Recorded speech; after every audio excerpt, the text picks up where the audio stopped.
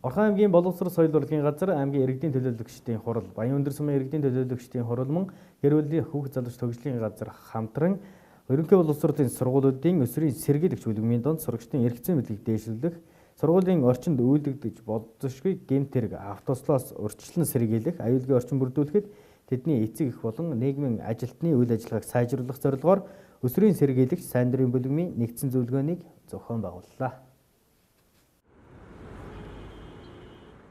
Өсрийн сэргийлэгч сайн дурын бүлгэм 2017 оноос улс орон даяар ерөнхий боловсролын сургуулиуд дээр хэрэгжиж эхэлсэн.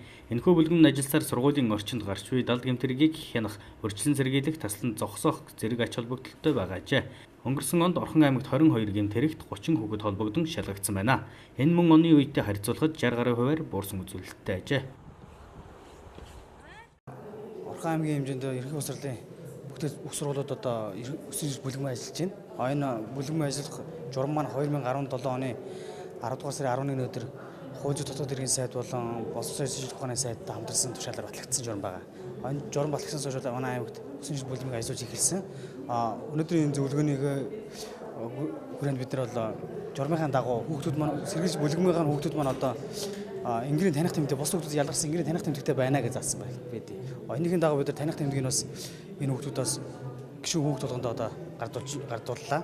Мөн энэ тэр журмынхаа дагуу одоо хэрхэн яаж ажиллах юм, мөн бүлгмийн гишүүд маань ямар үүрэг их үүрэгтэй тэр чиглэлээр бид нар сургалт сурталчилгааны ажил бас хийлцэж өглөө. Тэгээ яаж одоо цагдаагийн байгууллагатай хэрхэн хамтрах юм, нэг багш сургуулийн хүмүүсттэй яаж хэрхэн ажиллах юм, мөн сургуулийн орчиндөө одоо бус хүүхдүүдэд яаж хяналтаа тавих юм те. Гэмтээ зурсан зэрэг чиглэлээр ямар ажил арга зохион байгуулалтаараас бас хүүхдүүд бас чиглэлүүд зөвлөгөөнд бас хийж байна. Өсрийн сэргийлэх бүлгэм ажилласнаар одоо сургуулийн орчинд хүүхдүүд маань одоо өсрийн сэргийлэх бүлгэм гишүүд маань одоо хүүхдүүдэд хяналтаа тавих. Хүүхдүүдийг одоо мөн гэмт хэрэг зөрчилд хохирох болон холбогдохоос нь урьдчилан сэргийлэх.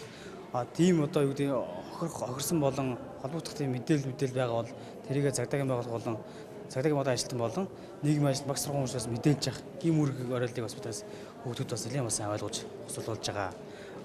Одоо гэмт хэрэг зөрчилд одоо 2019 он гараад Орхон аймагт 2 гэмт хэрэгт 3 хүүхэд холбогдсон үзүүлэлттэй байна. Энэ бол урд оноос тодорхой хуваараас буурсан байгаа. Хүүхдийн оролцоог нэмэгдүүлж, хүүхдээр дамжуулаад бүлгэм ажиллаж байгаа нь хүүхдүүдэд хариуцлагатай болж, бие биедээ шаардлага тавьж, бүлгэмд орсон хүүхдүүдийг хараад бусад хүүхдүүд орохыг мөрөөдөн тэмүүлж, цаашлаад бүлгмийн хүүхдүүд эрх зүйн мэдлэг мэдээлэлтэй болж, олонний газар биеэ зөв авч явдаг болох гээд олон талын ач холбогдолтой байдаг талаар өсрийн сэргийлэх сайн дурын бүлгмийн хүүхдүүд ярьж байлаа. 16 дахь сургуулийн өсрийн сэргийлэгч Айкерм. Тэгээд манайх саяхнаас өсрийн сэргийлэгч бүлгмийг нээж эхлүүлж 11 гишүүнтэйгээр ажиллаж байгаа.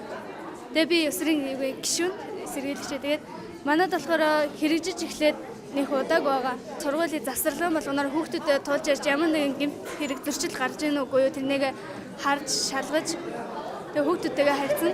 Тэгээ ямар нэгэн зөрчил гарах юм бол үүнийг сургуулийн менежер хариуцах мэрэгжилтэнд нь хэлж одоо зөвлөгөө авч хамтран ажиллаж байгаа.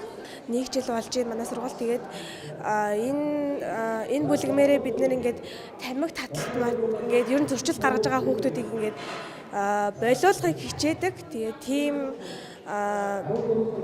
үйл ажиллагаа явуулдаг. Өсвөрийн хүүхдүүд бол одоо бол тамхины хор нөлөө гэдэг зүйлсүүдийг мэддэг мөртлөө хэрэгэлдэг. Яг тэр гол зүйлэн дээр байгаа. Тэгээ бид нэр тулгуурлаа тэрэн дээр маш олон сургалт зөвлөгөө зохион байгуулсан байгаа. Одоогийн байдлаар бол манай сургууль дээр тамхины яг төдөө үгээд яг хэлэх тооцоо судалгаагаа одоо бол гаргаа боловсруулад явж байгаа. Одоо тэгэл 2019, 10, 18, 17 онуудынхаа судалгаануудыг нэгтгээд хэдэн хувиар бууруулсан гэдэг цооцоо судалгаагаа энэ жилдээ гаргах байна. Хүүхдүүд гэмт хэрэгт холбогдож байгаа шалтгааныг өнөөдөр амьдралын хүнд хэцүү ядуу гэх зүйлтэй холбож тайлбарлах нь өрөөсгөл юм а. Хараа хяналтгийн эцэг эхийн анхаарал сул олон цагаар зориггүй тэнүүчлэх байдал болон сошиал ертөнцид их нөлөөж байгаа нь харагдаж байна. Мөн Орхон аймагт ерөнхий боловсролын сурагчид архи тамхи хэрэглэх тохиолдлууд ихээр бүртгэгдэж улсын дунджаас илүү байгаа юм а. Тиймээс эцэг эхчүүд хүүхдүүдэд тавих хараа хяналтаа сайжруулах шаардлагатай байгаа юм а.